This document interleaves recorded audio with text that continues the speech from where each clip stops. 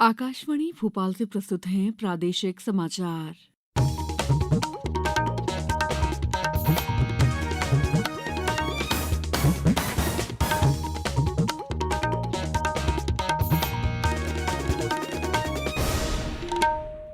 नमस्कार, समाचारों के साथ मैं दीपा सिंह।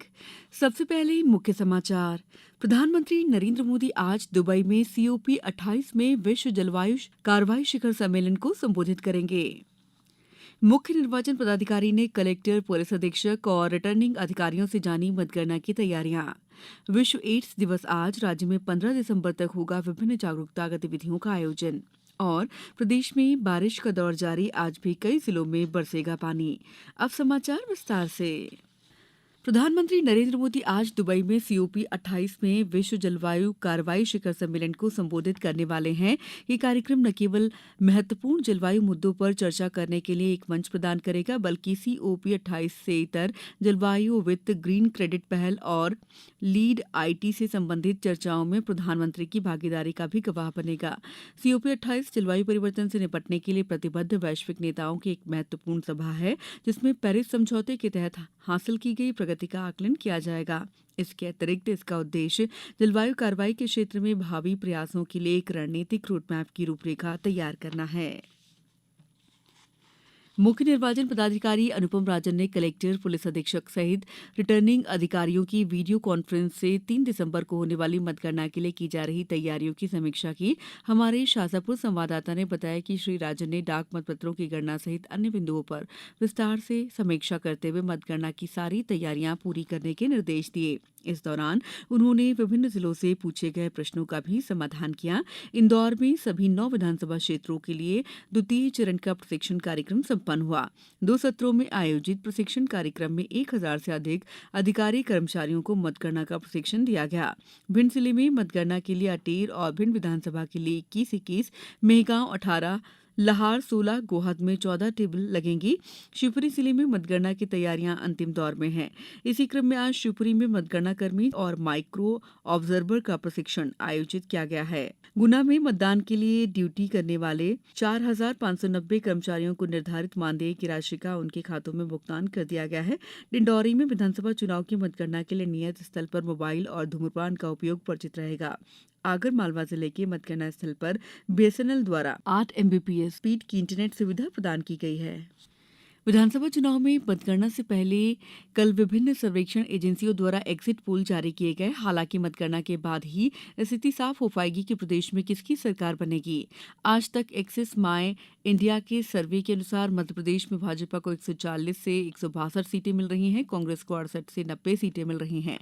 रिपब्लिक भारत का सर्वे के मुताबिक भाजपा को 118 से 130, कांग्रेस को 97 से 107 सीटें मिलने का अनुमान है।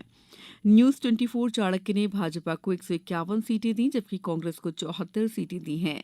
टाइम्स नाउ ETG के मुताबिक भाजपा को 105 से 117 सीटें और कांग्रेस को 109 से 125 सीटें मिल सकती हैं। इंडिया टीवी CNX के मुताबिक भाजपा को 140 से 159 सीटें और कांग्रेस को 70 से 89 सीटें मिलने का अनुमान है। दैनिक भास्कर के सर्वे के अनुसार भाजपा को 95 से 115 और कांग्रेस को 105 से 120 सीटें मिल सकती हैं। TV9 भारतवर्ष, पोलस्ट्रेट और जन की बात के एग्जिट पोल के मुताबिक प्रदेश में कांटे की टक्कर होगी। वहीं सी वोटर के अनुसार भाजपा को 88 से 112 और कांग्रेस को 113 से 137 सीटें मिलती नजर आ रही हैं। इंदौर शहर में रेड लाइट जंप से दुर्घटनाओं की संख्या लगातार बढ़ रही है। इस संबंध में collector doctor Ilaiya Raja T ने ट्रैफिक पुलिस और RTO को निर्देश दिए हैं कि ऐसे वाहन चालक जो लगातार रेड लाइट जंप करते हैं, उनके लाइसेंस हमेशा के लिए निरस्त कर दिए जाएं। इस संबंध में एक अभियान चलाया जाए और ऐसे लोगों की पहचान की जाए जो बार बार रेड लाइट जंप कर रहे हैं। अप्रैल 2023 से अब तक ट्रैफिक पुलिस की रिपोर्ट पर प्रथम अपराध पर इंदौर RTO द्वारा 2750 वाहन चालकों के लाइसेंस निलंबित किए जा चुके हैं। क्षेत्रीय परिवहन अधिकारी प्रदीप शर्मा ने बताया कि ऐसे वाहन चालक जिनके लाइसेंस निरस्त होंगे, उनका लाइसेंस भविष्य में कभी भी किसी भी परिवहन कार्यालय से नहीं बन पाएगा। समाचारों में वक्त है ब्रेक का। ये समाचार आप आकाशवाणी भोपाल से सुन रहे हैं। हमारे समाचारों को अब आप कभी भी और कहीं भी अपनी सुविधा के अनुसार सुन सकते हैं। ये समाचार बुलेटिन YouTube, ट्विटर और फेसबुक पर AIR न्यूज भोपाल पेज पर भी सुने जा सकते हैं। इसके अलावा आप हमारी वेबसाइट newsonair.nic.in पर या न्यूज ऑन एआईआर ऐप पर भी समाचार सुन सकते हैं। ब्रेक के बाद समाचारों में आपका एक बार फिर स्वागत है। आज विश्व एड्स दिवस है। प्रदेश में विश्व एड्स दिवस पर 15 दिसंबर तक विभिन्न संस्थानों में जागरूकता गतिविधियों का आयोजन किया जा रहा है। एम्स भोपाल में आयोजित कार्यशाला में HIV के साथ जीवन यापन कर रहे लोगों द्वारा अपने अनुभवों को व्यक्त किया जाएगा। मुख्य चिकित्सा एवं स्वास्थ्य अधिकारी डॉ प्रभाकर तिवारी ने बताया कि कार्यशाला में पीपल लिविंग विद HIV को विशेष रूप से आमंत्रित किया गया है। इन लोगों द्वारा कार्यशाला में अपने अनुभव साझा किए जाएंगे। इस अवसर पर डॉक्टरों, नर्स, पैरामेडिकल स्टाफ का HIV अधिनियम 2017 के संबंध में उन्मुखीकरण भी किया जाएगा।